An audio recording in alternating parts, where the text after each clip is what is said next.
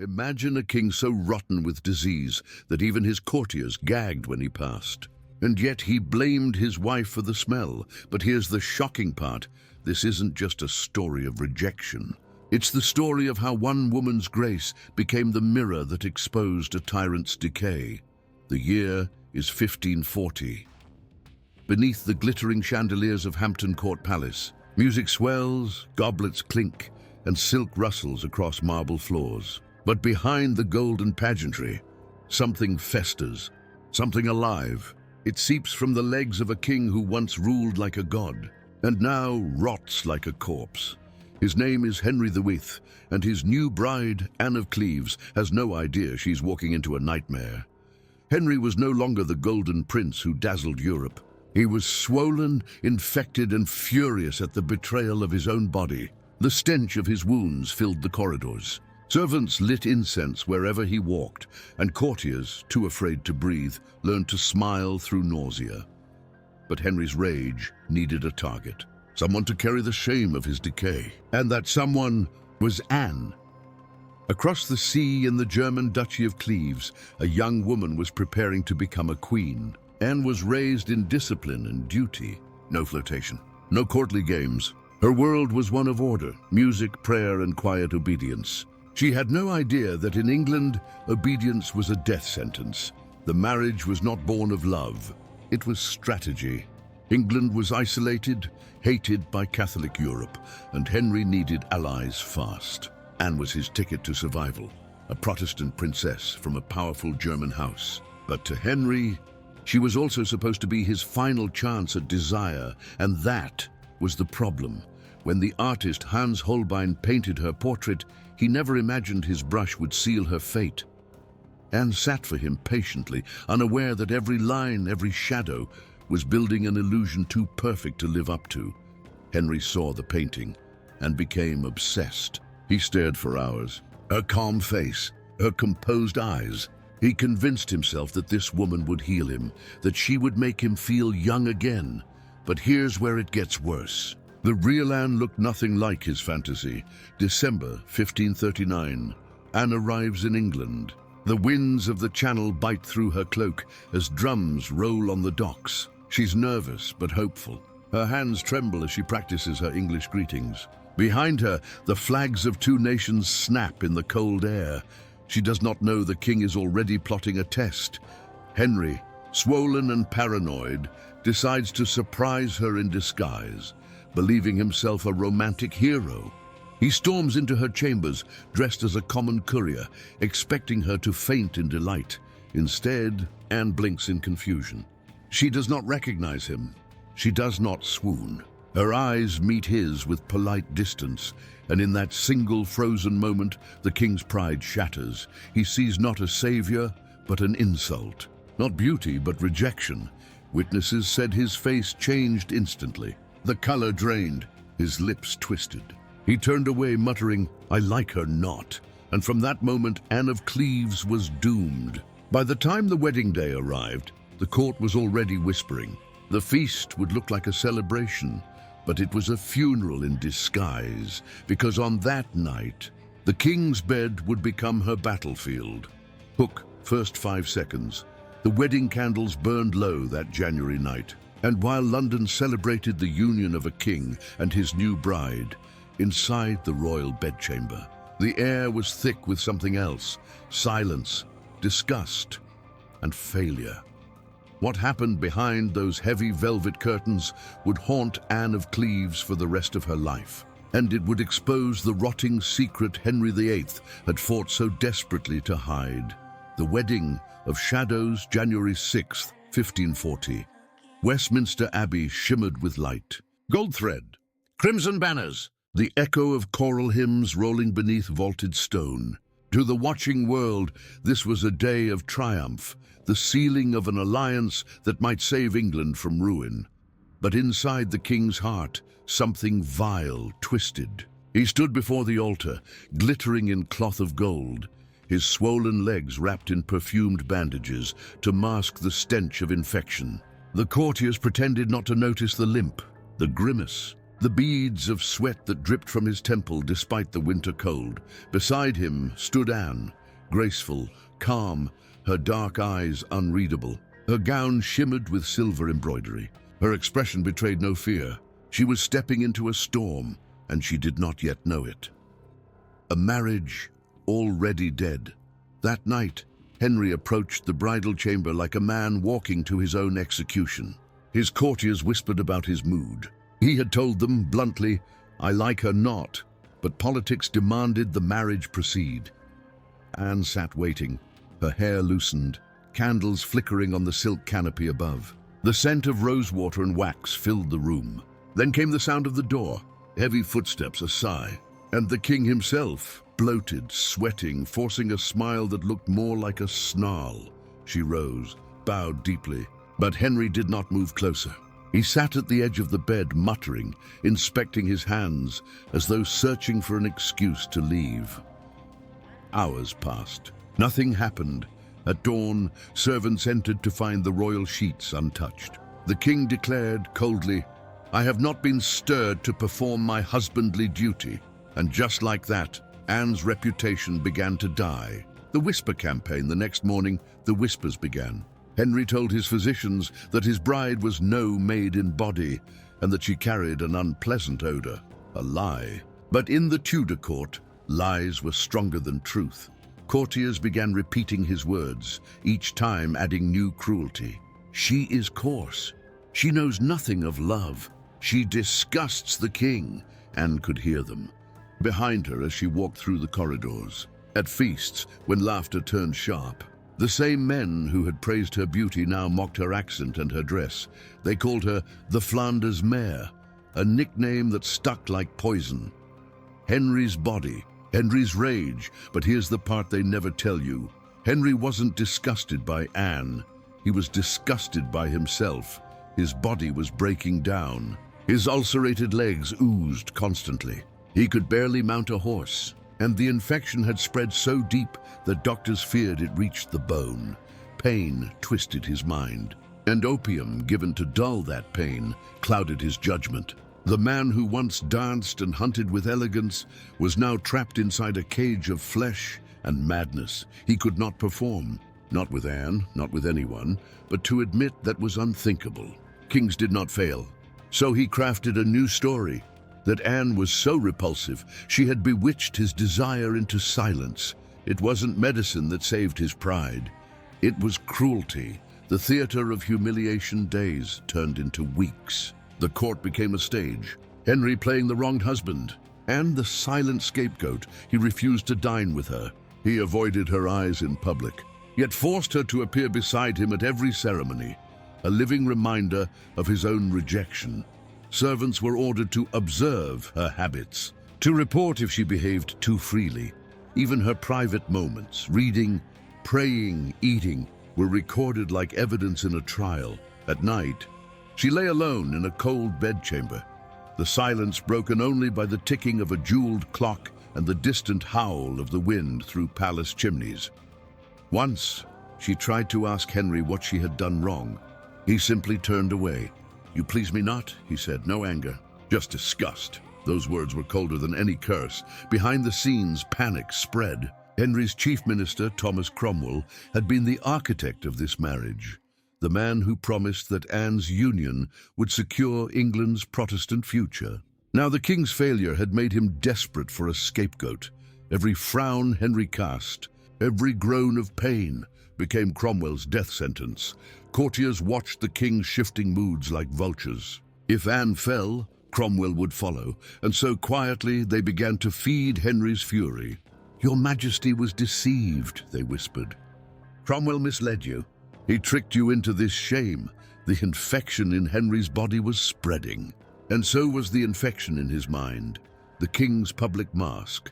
Still, to the world beyond the palace walls, the king's image had to remain flawless. So the court held feasts, tournaments, public dances where Anne was forced to appear beside the very man plotting her destruction.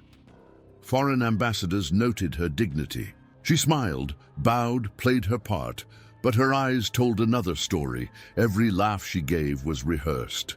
every glance measured. Because in Tudor England, a wrong expression could mean the difference between exile and execution. Anne learned quickly that silence was her only weapon, and patience her shield.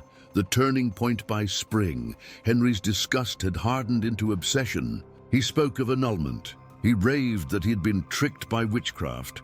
Meanwhile, his attention shifted to another, a young girl, barely out of childhood. Catherine Howard. The contrast was deliberate. Where Anne was mature and composed, Catherine was soft-spoken, childish, and easy to control. She giggled at his jokes. She called him sweet husband. She told him what he needed most to hear, that he was still virile, still powerful, still a king. And with every smile Catherine gave, Henry's hatred of Anne grew darker. But here's the chilling twist. Anne of Cleves' tragedy was never about beauty or passion. It was about power. A diseased tyrant had to convince the world that his body was still divine. And the only way to do that was to destroy the woman who proved it wasn't. By early summer, Henry refused to share even a room with his queen. Courtiers avoided speaking her name in his presence, and across Europe, the rumors spread. England's marriage alliance was collapsing. Foreign ambassadors wrote that the king's humours were foul and that his person offendeth the nose. But still, Henry demanded that Anne be blamed. He ordered physicians to examine her body, to find proof of her supposed deformities. They found nothing, but that didn't matter. Their reports were rewritten, edited to please the king, and soon evidence emerged that Anne was unsuited to the royal person. The trap was set. In July 1540, as London baked under the summer sun, the court gathered for what looked like another celebration. And didn't yet know she was attending her own unmaking, because by the end of that month, her marriage would vanish from history, and her greatest tormentor would lose his head. When the axe fell in July of 1540, the crowd roared for blood. But the head that rolled into the sawdust that morning wasn't Anne of Cleves. It was the head of the man who brought her to England. The man who built her marriage brick by brick and was crushed by it. His name was Thomas Cromwell, and his death would mark the moment Anne's tragedy twisted into something else entirely. A rebirth. The sky over Tower Hill was heavy with smoke and sweat. Cromwell, once the most powerful man in England, now stood trembling before the crowd. He had risen from nothing, a blacksmith's son, to become the architect of empires. He reformed the church, broke the Pope's power, and filled the king's coffers with the plunder of monasteries. But one mistake, one bride, was enough to destroy him. Henry watched from afar, his swollen body wrapped in furs despite the summer heat. The king's eyes, cold and unblinking, fixed on the scaffold. Cromwell's last words were lost in the roar of the crowd. The blade swung, a thud, and with it, the man who had crafted Henry's world was gone. Anne of Cleves was next, or so everyone thought. As Cromwell's body was carried away, Anne sat alone in Richmond Palace, surrounded by tapestries of saints and martyrs. She wasn't allowed to leave. Servants were dismissed. Letters were intercepted. The message was clear. She was finished. She had no allies, no children, and no claim to English blood. Yet when word reached her that Cromwell had been executed, something inside her shifted. Fear turned into clarity.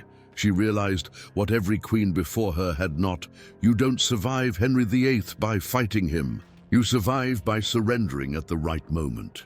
In July 1540, she was summoned to sign papers that would end her marriage. The charges were humiliating. Henry declared the union invalid by reason of pre-contract. In other words, he claimed she was already betrothed before coming to England. A technical lie crafted to make the annulment legal. Anne read the words carefully. Her hands didn't shake. She didn't cry. She signed, and then she did something no one expected. She sent the king a letter. In it, she called him my most gracious father and sovereign. She thanked him for his kindness. She even offered to remain in England as his loyal sister. It was a masterstroke. Henry, flattered by her submission, melted. He restored her title. He gave her Hever Castle and a generous income. He even visited her, sometimes with Catherine Howard on his arm, calling Anne his dear sister.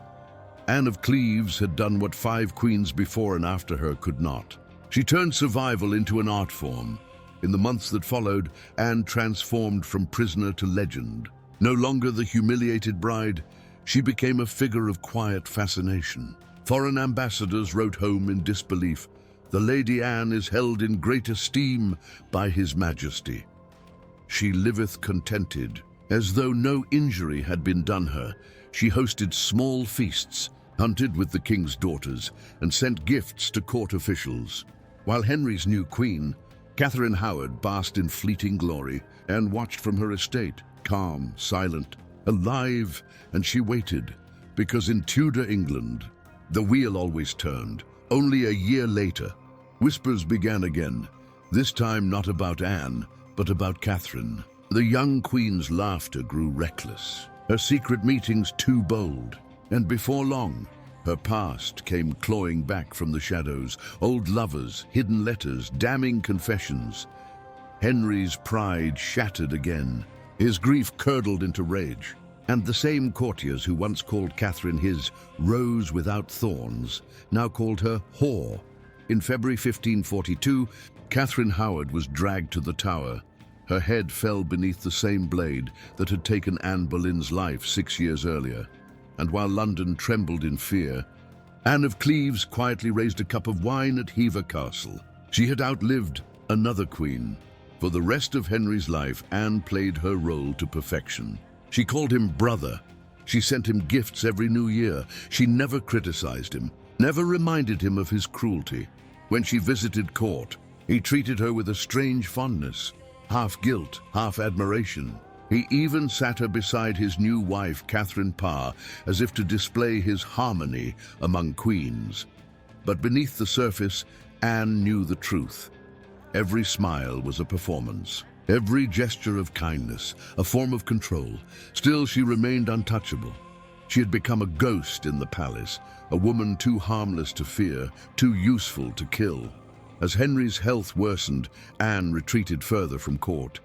Her estates became small kingdoms of peace amid England's chaos. She collected books, embroidered altar cloths, and oversaw her household with quiet authority. Visitors described her as cheerful, plain and wise. But sometimes, when she thought no one was watching, she would walk alone along the castle gardens, her fingers brushing the petals of dying roses, the same flowers embroidered on her wedding gown years before. No one knew what she thought in those moments, but perhaps she understood something that none of Henry's other wives ever did. Power fades. Beauty dies. But dignity endures. January 1547, the bells of London toll through the fog. Henry VIII is dead.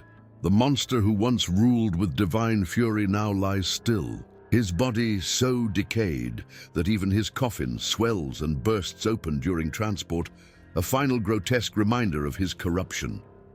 As the new king, Edward VI, takes the throne, England braces for another storm. But Anne of Cleves remains untouched. The government confirms her lands and income. No threats, no accusations. In a world built on betrayal, she has become the only woman to emerge from Henry's shadow unscathed.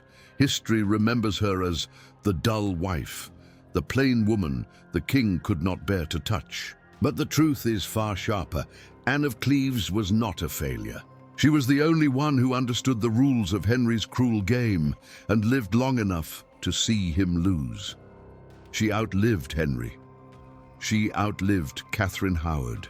She even outlived Henry's final queen, Catherine Parr. When she died peacefully in 1557, she was 51 years old, buried in Westminster Abbey, among the very kings and queens who had once pitied her, and carved into her tomb are the words, "Here lies Anne of Cleves, Queen of England." No annulment could erase that. But her story doesn't end with death, because in the centuries that followed, her image was twisted into a cruel joke, a forgotten name in a rhyme about 6 wives. Yet buried beneath the myths is the truth of a woman who mastered survival in a world designed to destroy her. In the next chapter, We'll uncover how Anne's quiet strength reshaped the fate of the Tudor dynasty, and how her ghost still haunts England's royal bloodline. They said she vanished quietly. No scandal, no axe, no scream. But history never truly lets its ghosts rest, because long after Anne of Cleves was buried, her shadow kept whispering through the corridors of power, changing how kings married, how queens behaved, and how survival itself became the crown's deadliest art, Westminster Abbey.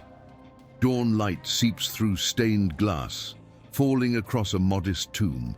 No statues, no golden effigy, just a slab of grey stone, barely noticed beside the monuments of Henry's other wives. But if you listen, the silence here feels deliberate, as if the abbey itself is keeping her secret. Anne's bones rest a few feet from the choir stalls, where kings were crowned and queens anointed. The very space where Henry VIII once swaggered in triumph now holds the woman who outlived him, and perhaps outwitted him. For decades after her death, courtiers swore they saw her figure drifting through palace gardens. A tall woman in German dress, her face calm, her eyes unblinking. Not a ghost of vengeance, a ghost of memory. When Henry died, England's queens faced an impossible question. Could a woman survive power without becoming its victim? Anne of Cleves had answered it years before. Her quiet defiance, her refusal to fight, to plead, to beg, became the model that later queens copied, even if they never said her name. Catherine Parr, Henry's last wife, learned from Anne's playbook. She used obedience as armor, submission as strategy. When Henry's rage turned toward her, she disarmed him not with tears, but with logic, humility, and timing. The same tools Anne had wielded. And when Catherine Parr later helped shape the education of Elizabeth I, the lessons of restraint, intellect, and survival were passed on like a silent inheritance. So while poets mocked Anne as the dull one, the truth is that her ghost was tutoring the next generation of queens. Centuries blurred her image. Schoolbooks reduced her to a line in a nursery rhyme. Divorced, beheaded, died. Divorced, beheaded, survived. Even in survival, she was flattened into a footnote. Painters exaggerated her plainness. Historians repeated the king's insults as if they were fact. Unattractive, unlearned, lucky. But none of it was true. The real Anne spoke 4 languages. She managed estates with surgical precision. Her letters show wit, humor, and political insight. She wasn't lucky, she was calculating, and as Europe burned in religious wars, her neutrality, neither Catholic nor radical Protestant, made her one of the few royal figures everyone could trust. She was a ghost of moderation in an age of fanaticism. When Elizabeth I ascended the throne in 1558, she inherited not just a kingdom, but her father's scars. Elizabeth watched men try to marry her off for alliances, just as Henry had done to Anne, but she refused every proposal. She called herself married to England. That was Anne's final echo. A queen who understood that marriage could be a weapon, and that sometimes freedom came from saying no.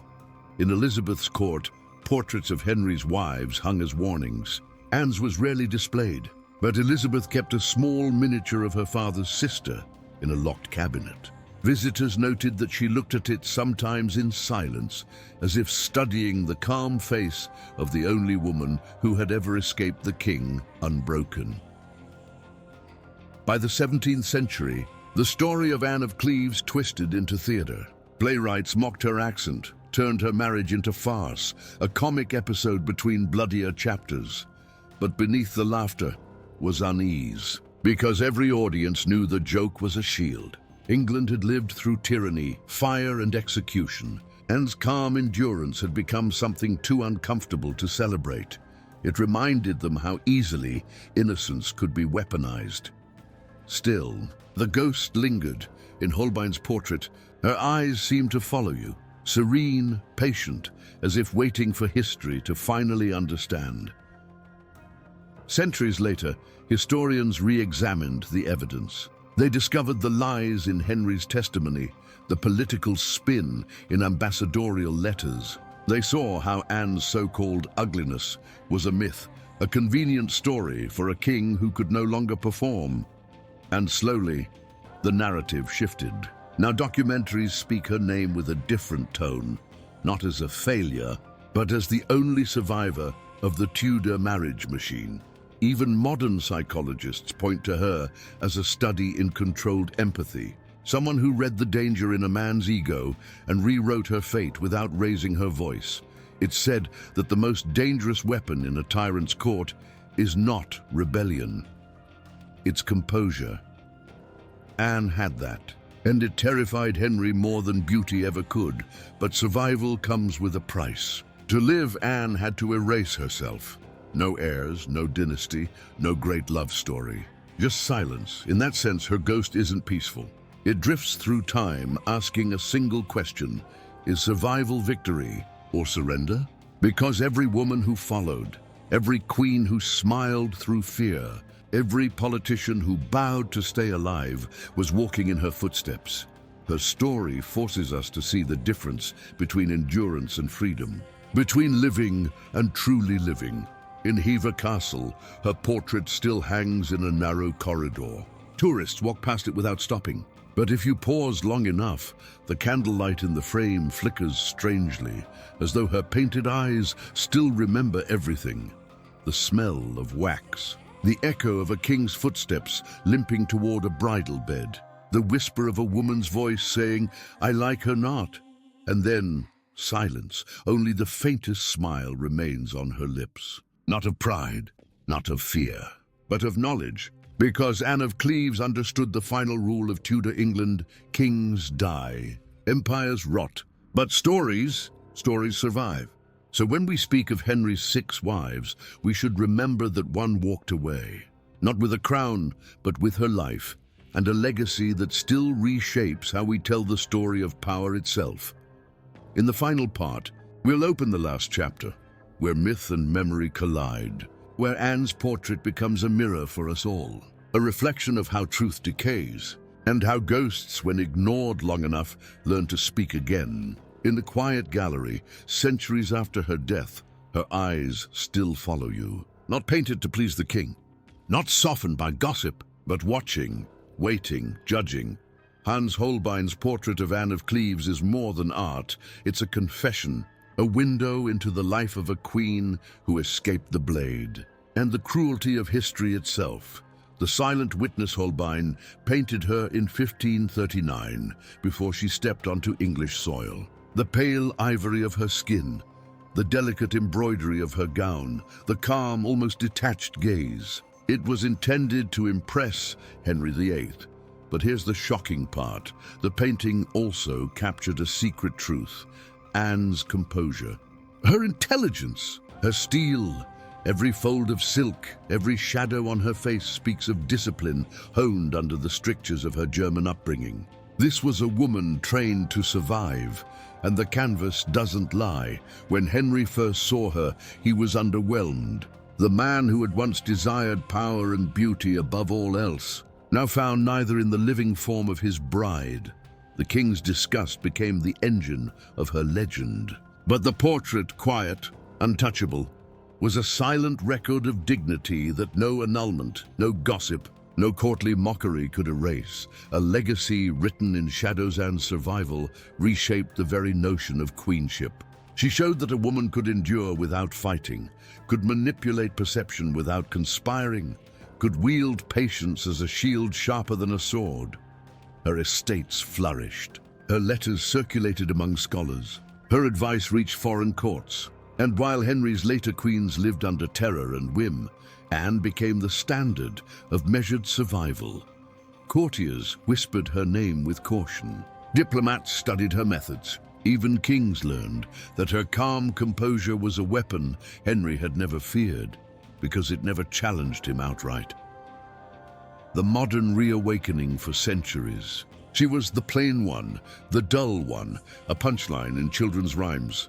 But modern historians have begun to strip away Henry's lies. Scientific examinations of Holbein's painting reveal proportional beauty, intelligence in the gaze, and a strategic self-possession. She was never inadequate. She was never powerless. She had survived a king who destroyed others and lived to write her own story, quietly but undeniably. Art, archives, and letters now tell the truth. Anne of Cleves mastered the Tudor court, not through defiance, but through an understanding that survival is sometimes the greatest act of resistance. The haunting truth step closer to the portrait. Look into her eyes. Notice the faint curve of her lips, the calm in her posture, the subtle assertion of self. She survived humiliation. She survived public mockery. She survived a king who shattered lives with a whim, and she left behind a lesson the Tudors never taught openly. Power is fleeting. Fear is temporary, but composure endures.